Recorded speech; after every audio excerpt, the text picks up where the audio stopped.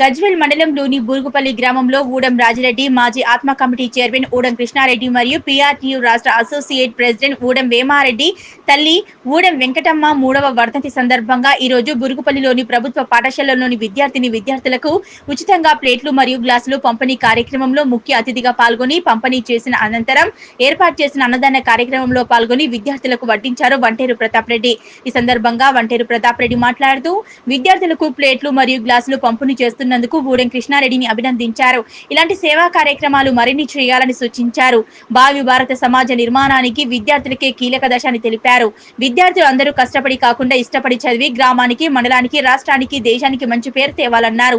తెలంగాణ రాష్ట్రం సాధించిన తర్వాత తెలంగాణ తొలి ముఖ్యమంత్రి కేసీఆర్ విద్యా వ్యవస్థకు పెద్దపీట వేశారన్నారు. ప్రభుత్వ బడులను బలోపేతం చేశారన్నారు.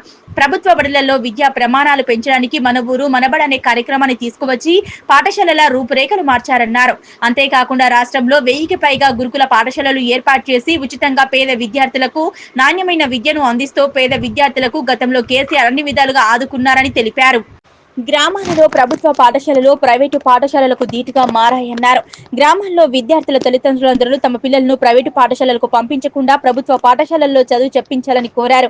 ఊడం కృష్ణారెడ్డి మాట్లాడుతూ పాఠశాలలకు తమ వంతు సహాయం చేసేందుకు తాము ముందు ఉంటామన్నారు. అందులో భాగంగానే ఈ రోజు ప్లేట్లను, గ్లాసులను పంపిణీ చేయడం జరిగిందన్నారు.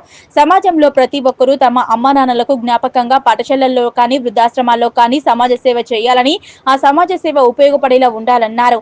ఈ కార్యక్రమంలో ఉపాధ్యాయులు సత్యనారాయణ రెడ్డి, శ్రీనివాస్ రెడ్డి, పాపిరెడ్డి, కృష్ణారెడ్డి, గ్రామ కమిటీ అధ్యక్షులు రాజు, కోఆప్షన్ అబ్దుల్, జనార్దన్ రెడ్డి, లక్ష్మణ్ రెడ్డి, వెంకట్ రెడ్డి రామరెడ్డి తదితరులు పాల్గొన్నారు.